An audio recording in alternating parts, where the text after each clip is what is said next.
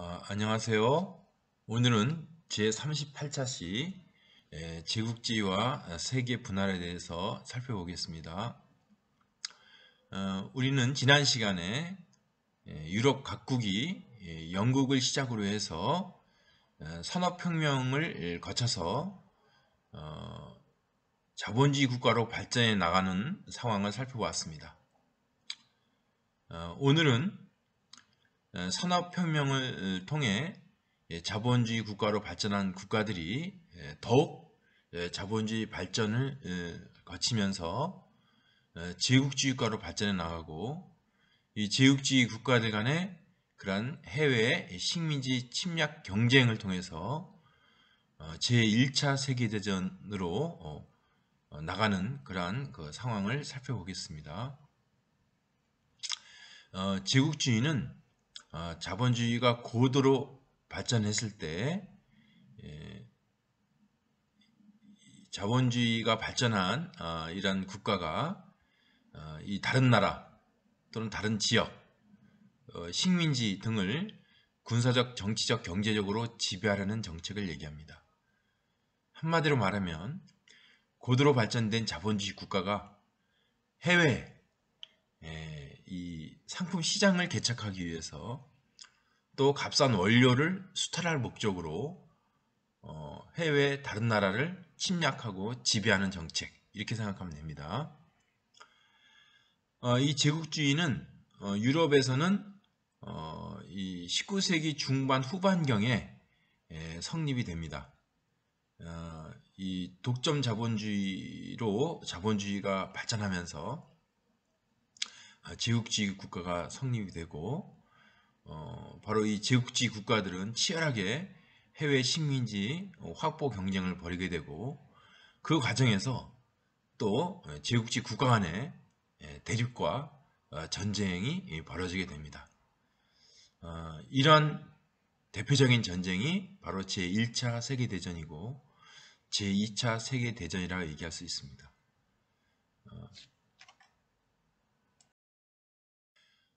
자본주의 사회는 산업혁명을 통해서 확립되었다라고 얘기했습니다. 그리고 이 산업혁명은 1차 산업혁명, 초기 산업혁명을 얘기합니다.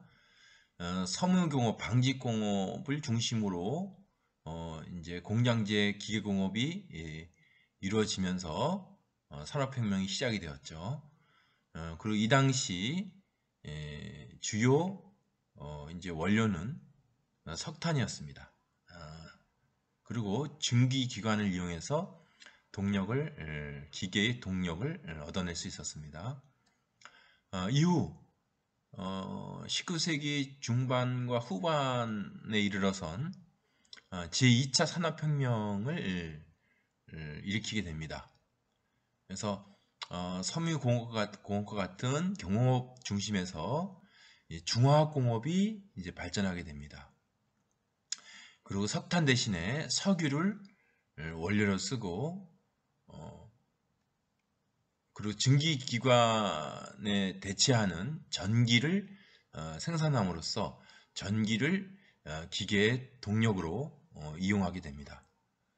바로 이 2차 산업혁명을 거치면서 초기에 이 자유경쟁 단계의 자본주의 상황에서 이 독점 자본이 형성되고 독점 자본주의로 발전해 나가게 됩니다. 다시 말하면 제1차 산업혁명 당시에는 자본의 규모, 각 기업 간의 이 자본의 규모가 그렇게 크지 않았기 때문에 자유로운 경쟁이 기본 바탕이었습니다. 자유 경쟁을 통해서 자본주의가 발달해 나갔습니다. 그러나 제2차 산업혁명을 거치면서 중화학공업, 많은 자본이 들어가는 중화학공업 중심의 공업 발전이 이루어지면서 독점 자본가가 나타나게 되고 독점 기업 중심으로 기업이 발전하게 됩니다. 바로 이러한 단계의 자본주의를 독점 자본주의라고 합니다. 이렇게 독점 자본이 산업을 지배하는 자유경쟁에서 승리한 이 독점 자본이 산업을 지배하는 이러한 독점 자본주의 단계에서 바로 제국주의가 출현하게 됩니다. 즉 독점 기업들은 과잉 상품을 생산하고 판매할 시장이 필요했던 것입니다. 그래서 이 대량 과잉 생산된 상품들을 해외의 식민지 침략을 통해서 팔아먹을 시장을 만들려고 했던 것이고, 또 식민지로부터 값싼 원료를 수입함으로써 이윤을 최대화하려고 했던 것이죠. 이와 같은 독점 자본의 이윤을 보장하는 차원에서 제국주의가 출현하게 됩니다. 그래서 각국은 독점 자본을 지키기 위해서, 또 독점 자본의 이윤을 보장하고 이윤을 확대시켜 나가게 하기 위해서 이 군사적으로 또 정치적으로 또 경제적으로 해외에 침략을 하고 식민지로 만드는 과정을 겪게 되는 것이죠. 그리고 이 1870년대 이후 이 유럽 각국의 세력의 균형 변화가 일어납니다. 즉 이전에 먼저 산업혁명을 일으켰던 영국과 프랑스가 사실 이 유럽 산업을 주도해 나갔었습니다. 그러나 19세기 중엽에 산업혁명을 일으킨, 뒤늦게 산업혁명을 일으킨 독일이 빠르게 이 산업혁명을 통해서 자본주의 사회로 발전해 나가면서 독점주의 자본주의 단계로 발전하게 됩니다. 그리고 독일은 영국과 프랑스의 패권에 도전해 나가게 되죠. 강력한 이 제국주의 국가로 발전하게 됩니다. 이 제국주의 국가들은 특히 아시아와 아프리카의 침략에 집중했습니다. 이렇게 이 제국주의 국가들이 아시아와 아프리카를 비롯한 세계 각지를 침략한 배경을 살펴보겠습니다. 가장 중요한 원인으로는 이 경제적 측면으로 자본의 과잉 문제라고 할 수 있습니다. 즉 자본주의가 발전하는 과정에서 독점 자본이 출현하고 독점 자본의 과잉 상품을 판매할 이 새로운 시장이 필요했던 것이죠. 그리고 남아도는 이 자본을 투자할 투자처가 필요했던 것입니다. 또한 이 식민지로부터 값싼 원료 자원을 공급받기가 필요했던 것이죠. 바로 이러한 경제적인 목적으로 해외 침략에 나선 겁니다. 두 번째는 정치적 측면입니다. 당시 유럽 각국의 국내에 계급 갈등이 심했습니다. 자본주의 발전하는 과정에서 자본가 계급과 노동자 계급 간의 갈등은 피할 수가 없는 것이죠. 또 계급 갈등이 더 심해집니다. 이러한 계급 갈등을 완화하고 무마시킬 정치력이 필요했던 것이죠. 그래서 이 정부에서 자본가들이 내세운 주의가 바로 애국주의, 민족주의, 인종주의입니다. 그래서 애국주의를 내세워서 이 해외에 침략하는 우리나라를 사랑하자, 우리나라를 위해서 목숨을 바치자, 또 우리 민족이 세계 최고의 민족이다, 우리 민족이 단결하자,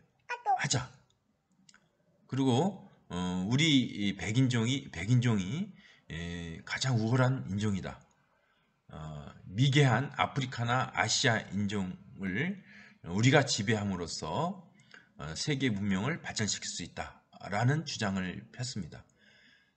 그러면서 이 계급 갈등을, 정치적 불안을 이게 탈출하려고, 타파하려고 했던 것이죠. 당시 이러한 그 제국주의의 입장을 가장 잘 대변한 제국주의자가 바로 영국의 세실 로즈라고 하는 정치가입니다. 세실 로즈는 가장 대표적인 이 제국주의자로서 이 인종주의를 내세우고 민족주의를 내세워서 해외 식민지 침략에 앞장섰습니다.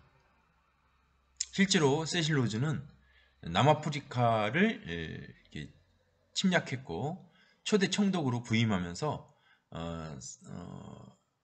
사실 아프리카인들을 이렇게 억압했던 장본인입니다. 수탈했던 장본인입니다. 세실 로즈의 글을 통해서 제국주의자들의 그런 입장을, 정책 입장을 우리가 잘 알 수 있습니다. 먹을 것이 없어서 서로 물고 뜯는 것을 막기 위해서 우리들은 영국의 넘쳐나는 인구를 위해서 영국의 공장과 광산에서 더 많은 생산을 할 수 있도록 새로운 시장을 창조할 수 있는 땅을 더 많이 개척해야 합니다. 바로 애국주의를 내세웠던 것이죠. 내가 언제나 모든 영국인들에게 주장하노니 먹고 사는 문제가 가장 시급하고 이를 위해서는 식인종이 되거나 바로 제국주의자가 되어야 한다 라고 이제 주장을 했습니다. 실제로 세실 로즈는 영국인들이 앵글로색슨족이죠. 앵글로색슨족이 세계에서 가장 우수한 민족이다. 백인족이 가장 우수한 인종이고 그 중에서도 앵글로색슨족이 가장 우수한 자질을 가진 민족이다라고 주장했고 이 앵글로색슨족이 세계를 지배해야만 역사가 발전한다라고 주장했습니다. 당시에는 최고의 정치가이고 인기가 많았던 이런 인물입니다. 그러나 오늘날 영국인들은 이 세실 로즈의 이 제국주의관에 대한 문제제기, 이 세실 로즈의 침략성에 대한 그런 질타 속에서 세실 로즈의 동상을 철거해 나가는 그러한 움직임을 보이고 있습니다.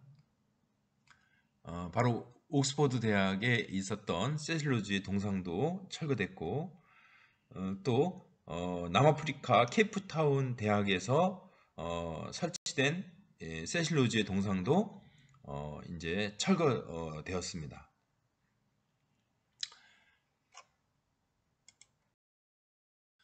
17, 18세기에도 유럽 각국들은 식민활동을 활발히 벌였죠. 여러분이 잘 알다시피 뭐 에스파냐, 포르투갈, 영국, 프랑스 이런 여러 유럽국들이 이제 식민활동을 벌였습니다. 이 17, 18세기의 이 식민활동과 19세기의 식민활동의 차이를 우리가 알아야 될 필요가 있습니다. 17, 18세기의 그 식민지는 바로 이 본국의 중상주의 정책으로 만들어졌습니다. 이 당시 그러나 식민지를 직접 지배하기보다는 보호무역을 통해서 무역을 통제함으로써 이 무역을 발전시키려고 했고 상공업을 발전시키려고 했던 것이죠. 이와 같이 중상주의 정책을 통해서 이 보호무역 장치를 통해서 식민지 지배를 했습니다만 19세기 이후의 식민 활동은 직접 지배하는 정책을 취했습니다. 그래서 직접 통치를 하면서 적극적인 투자 활동을 하고 또 광산물이나 공업 원료를 생산해내고 이 원료를 철도나 항만 건설을 통해서 본국으로 빼나갔던 것이죠. 바로 이 광산물이나 공업 원료를 보다 수탈을 활발히 하기 위해서 철도를 건설하고 항만에 투자했던 것입니다. 또 식민지 독점을 둘러싼 국가 간의 대립이, 즉 제국주의 국가 간의 대립이 치열하게 전개됩니다. 아래 표는 당시 유럽 열강에 의한 세계 분할 면적의 백분율을 나타낸 것인데 아프리카는 거의 90% 이상이 이 제국주의 국가들에서 점령이 됩니다. 식민지가 되고 점령이 됩니다. 남태평양 같은 경우도 거의 100% 가까이 지배가 됩니다. 아시아는 56.5%가 이 유럽 제국지 국가에 의해서 지배가 됩니다. 오스트리아는 영국의 지배되기 때문에 100% 지배가 되는 것이죠. 이와 같이 19세기의 이 제국주의 시대의 식민 활동은 직접 지배를 통한 이 지배 정책을 폈다라고 얘기할 수 있습니다. 먼저 이 아프리카는 제국주의 국가들에 의해서 어떻게 지배됐는지 살펴보겠습니다.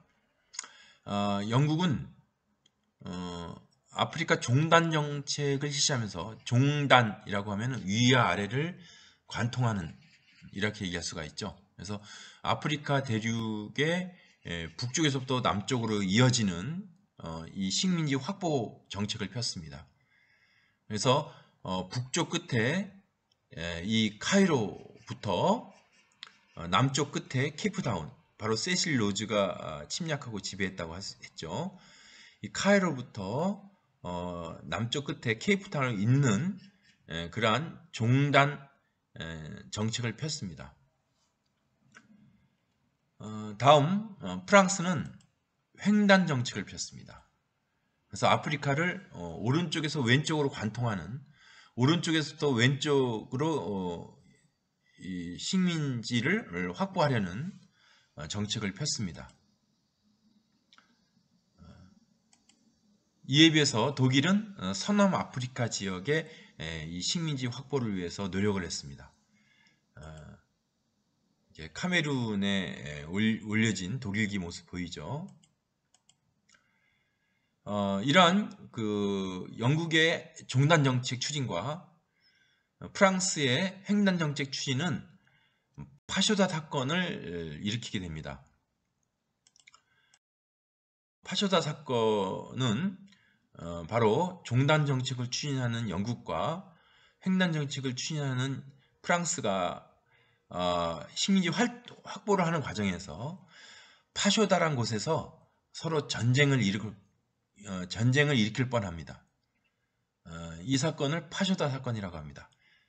프랑스가 양보를 함으로써 이 사건은 전쟁으로 확대되지 않았습니다만, 제국지 국가 간의 식민지 확보 경쟁이 전쟁으로 이어질 수 있음을 상징적으로 보여준 사건입니다. 자, 아래 지도를 보면은 유럽 각국이, 유럽 대륙이 이 유럽의 제국지 국가에서 어떻게 점령 지배됐는지 보여주고 있습니다. 바로 영국은 북쪽의 이집트로부터 남쪽의 남아프리카까지 이 종단으로 식민지가 확대된 걸 볼 수가 있습니다. 프랑스는 이 북서쪽에 모로코로부터 오른쪽 끝에 마다가스카르 섬을 잇는 그런 방향으로, 즉 횡단으로 식민지 영토를 확보하는 상황을 볼 수가 있습니다. 독일은 바로 서남아프리카 지역을 중심으로 식민지를 확보해 나가는 모습을 볼 수가 있습니다. 그 밖에도 이탈리아, 에스파냐, 포르투갈, 벨기에 등이 식민지 확보 경쟁에 나서게 됩니다. 이 아프리카에서 유일하게 두 나라만 이 식민지가 아닌 독립국가로 발전했습니다. 그 나라가 바로 이 왼쪽 끝에 조그맣게 보이는 나라가 있죠. 파란색으로, 초록색으로 칠한 나라. 이 나라가 바로 라이베리아입니다. 리베리아라고 하는데요. 이 라이베리아가 독립국가였습니다. 이 라이베리아는 이 아메리카 대륙으로 노예로 팔려갔던 흑인들이 돌아와서 자기 고향에 세운 나라가 바로 라이베리아입니다. 그리고 이 오른쪽 끝에 이제 아비시니아 고원 일대에 이디오피아라는 나라가 독립국가로 남아 있습니다. 이 두 나라를 제외하고는 나머지 모든 아프리카 지역이 이 열강들에 의해서, 제국지 국가들에 의해서 식민지로 만들어집니다. 이 제국주의 국가의 아시아 지배에 대해서 살펴보겠습니다. 영국은 인도를 직접 지배하게 됩니다. 1600년경부터 동인도 회사를 앞세워서 인도에 진출하게 되는데, 당시 네덜란드 그리고 프랑스와 이 전쟁을 통해서 격퇴시키고 인도를 직접 지배하게 됩니다. 한편으로 아편전쟁을 일으켜서 중국을 침략하게 되죠. 프랑스는 인도를 이 프라시 전투에서 패배함으로써 영국에 인도를 넘겨주고 인도 대신에 인도차이나로 진출하게 됩니다. 그래서 인도차이나 반도를 지배하게 됩니다. 오늘날 베트남, 캄보디아, 라오스 일대를 지배하게 됩니다. 독일은 서아시아 진출에 힘을 기릅니다. 그래서 삼비정책이라고 해서 베를린, 또 오스만 제국의 수도였던 비잔티움, 그리고 오스만 제국의 주요 도시였던 바그다드를 잇는 삼비정책을 추진하게 됩니다. 이 베를린, 비잔티움, 바그다드 다 B로 시작하는 도시명이죠. 그래서 삼비정책이라고 얘기합니다. 자, 참고로 영국의 인도 식민 통치 사진, 그림, 그리고 독일의 삼비정책. 자, 지금 보이죠? 지도 보면 베를린, 비잔티움, 바그다드를 잇는 식민지 확보 정책을 폈습니다. 그리고 영국은 삼시 정책을 추진했습니다. 카이로와 케이프타운을 잇고, 그리고 인도의 캘커타를 잇는 이 삼각 정책을 폈습니다. 삼시 정책을 폈습니다. 이 독일의 삼비 정책과 독일의 삼시 정책이 결국은 충돌하게 되죠. 그래서 이제 적극적으로 건함 경쟁으로 나서게 됩니다. 즉 잠수함, 그 다음에 이 전투함을 건조하는 그런 경쟁으로 나가게 됩니다. 이러한 그 제국주의 국가의 그 아시아 지배의 결과를 보겠습니다. 일단 중국이 이 제국주의 국가에 의해서 뭐 직접 지배를 당하지는 않지만 간접적인 이 지배를 당하게 됩니다. 다시 말하면 식민지화 됩니다. 바로 인도 차이나 반도 북쪽 지역에는 프랑스가 영향력을 확대시켜 나갔습니다.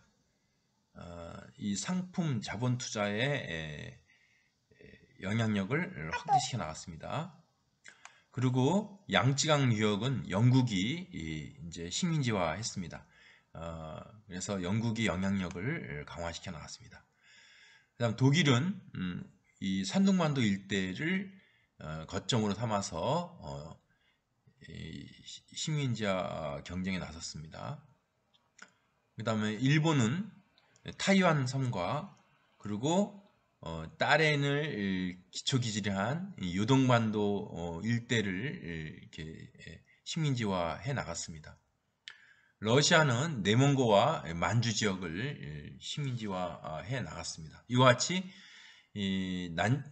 아편 전쟁에서 패한 이후에 영국을 비롯한 유럽 각국의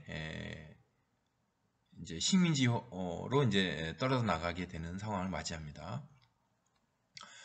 그리고 동남아시아의 그러한 그 제국주의 식민지화 정책을 보겠습니다.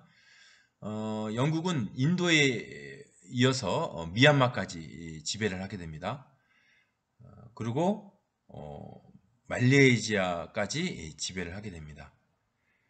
그 다음에 프랑스는 바로 지도에 보이듯이 베트남, 캄보디아, 라오스를 통합한 인도 차이나 연방국을 세워서 인도 차이나를 이렇게 지배하게 됩니다. 다음 미국은 필리핀을 지배하고, 그 다음에 네덜란드는 오늘날 인도네시아를 이렇게 식민지로 만들게 됩니다. 이와 같이 아시아도 이제 유럽 각국의 제국주의 국가의 식민지로 떨어져 나가게 되었다. 이렇게 얘기할 수가 있습니다. 국가들은 태평양도 가만두지 않았습니다.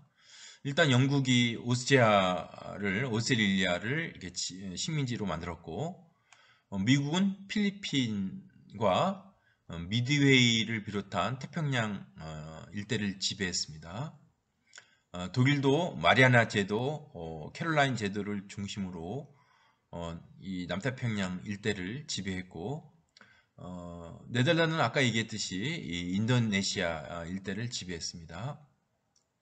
영국은 오스트레일리아 외에 이렇게 사모아 제도 아니야, 솔로몬 제도, 피지 제도 같은 이러한 남태평양의 여러 섬들을 지배했습니다. 프랑스도 역시 남태평양의 여러 섬들을 지배를 했습니다.